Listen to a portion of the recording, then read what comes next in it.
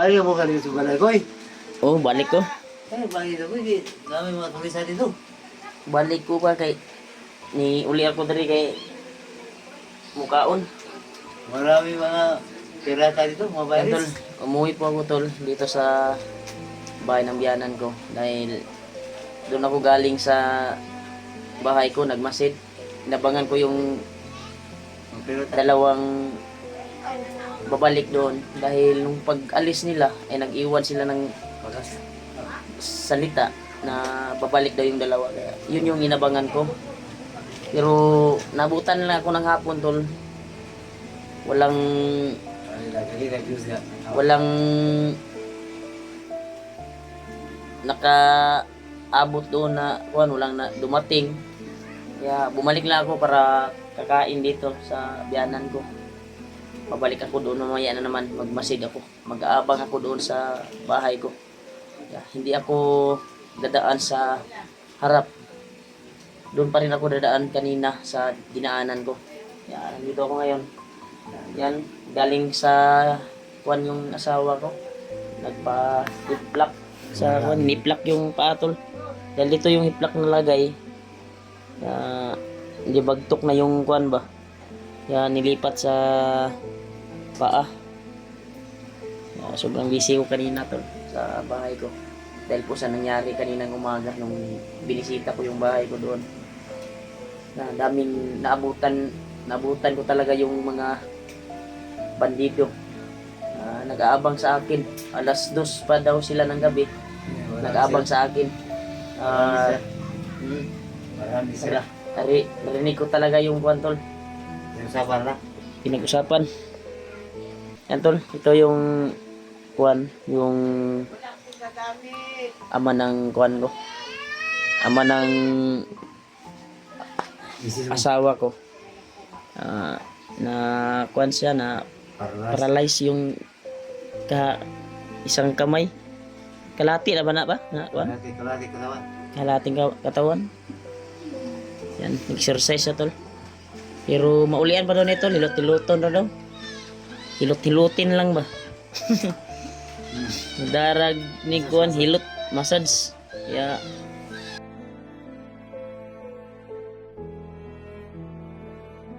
Nagbantay sa kanyang apo.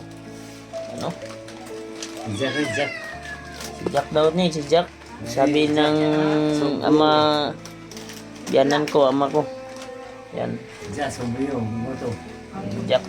Si Reyes talaga yung pangalan niya tol, Reyes. At gipangalanan ni Buso ni Jack. Papa ng pangalan ni Papa og Jack. Isa ko tol. Kopi muna tayo. Dahil babalik ako doon sa kuwan ngayon. Kaya, nagluto ako kanina ng pagdating ko, nagluto ako ng paksiw. Yan. Ito yung kuwan tol. Ito yung kuwan talaga tol. Ito yung kuwan ng ito pala. Yung asawa ko. Yung ginagamot niya sa kanyang kuwan ba. Ipaaso ba.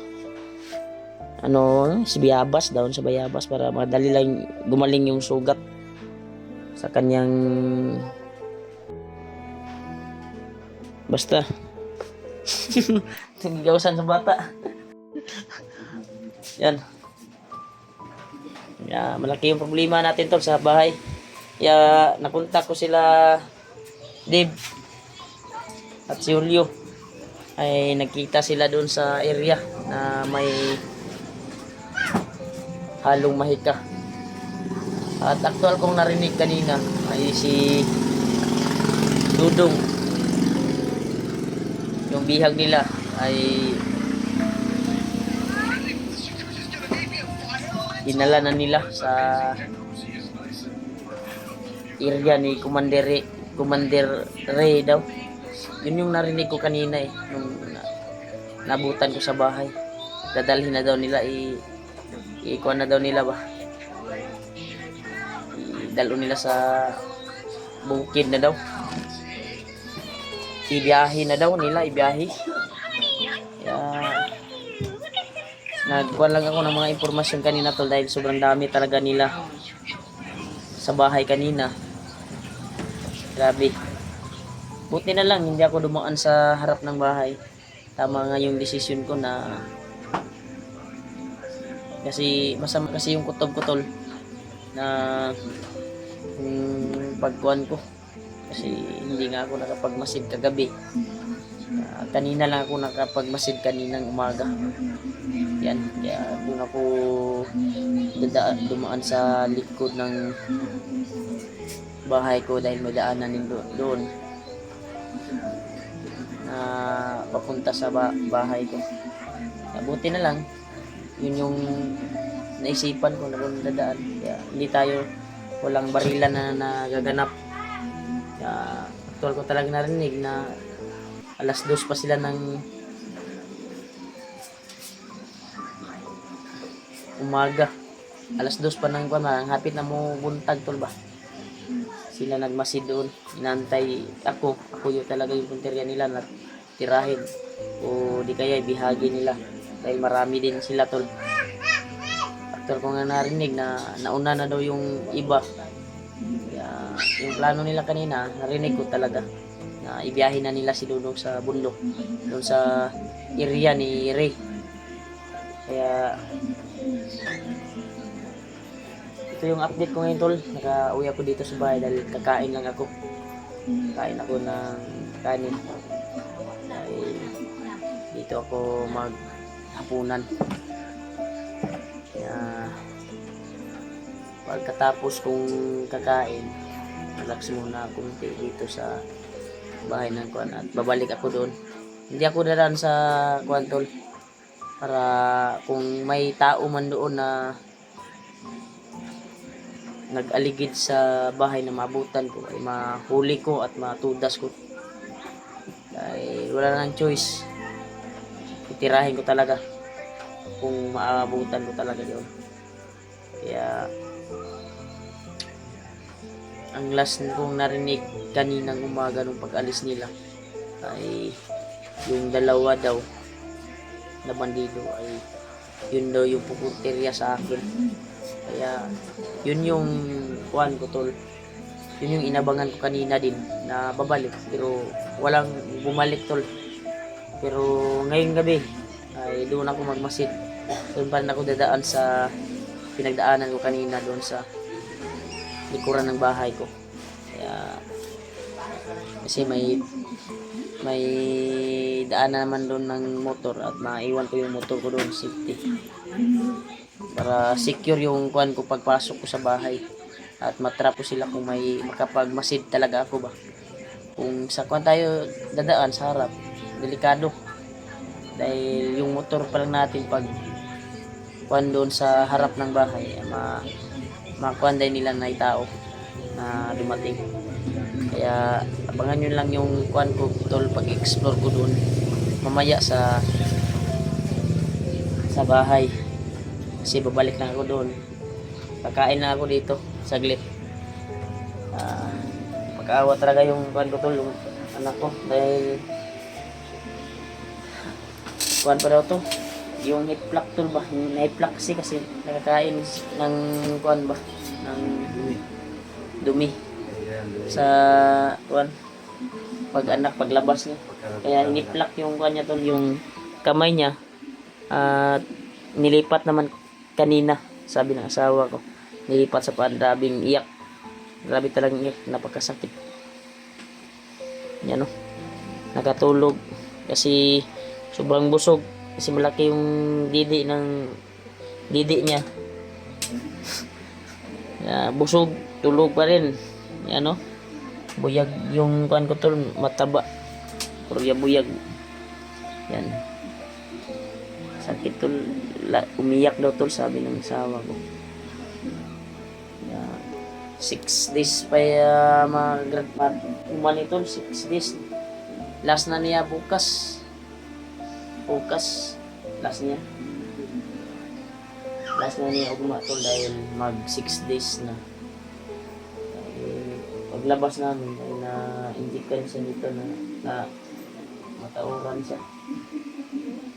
dito. Bukas yung last day nito. Graduate ka na, nak. Hindi ka na magkuhan.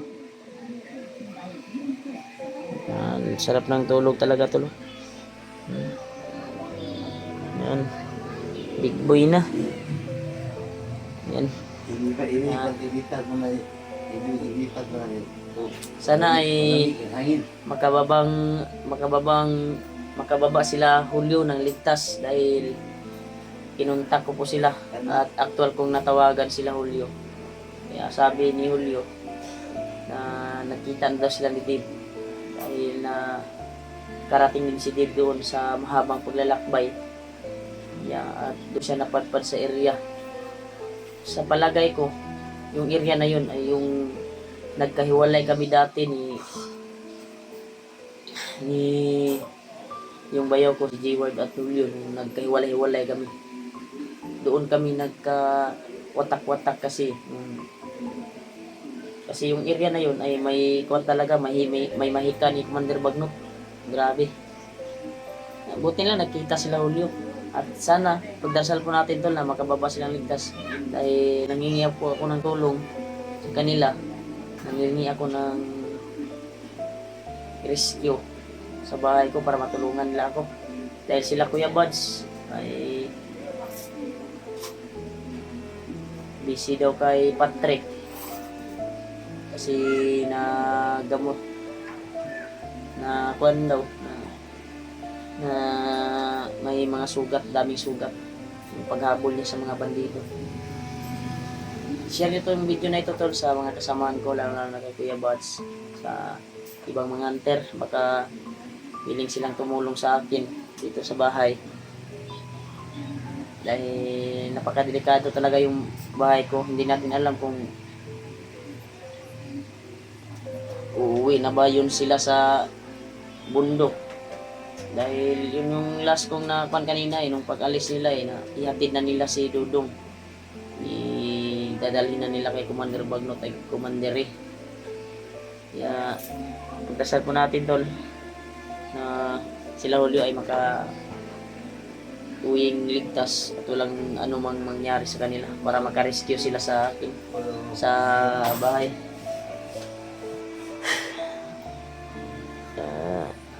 Sana ay hindi ito magmaoy mamaya kasi kagabi dito ako natulog, nagpalaging iyak tol talaga, hanap ng didi ba. Yan tol. Wala mo magagawin. Ha? Wala mo magagawin. Dilak daw rin kagabi.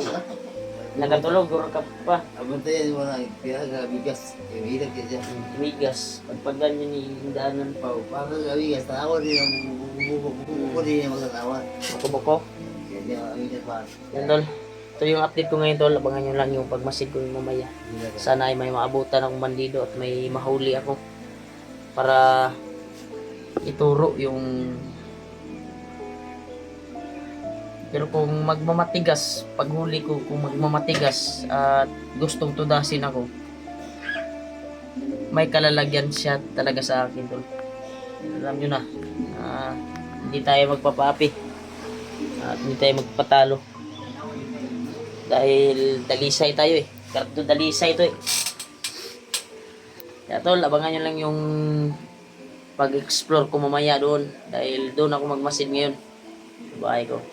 Hanggang dito lang yung video tol. Ingat po kayo palagi at huwag kayong mag-alala sa akin, kaya ko to dahil pagsubok to sa aking buhay.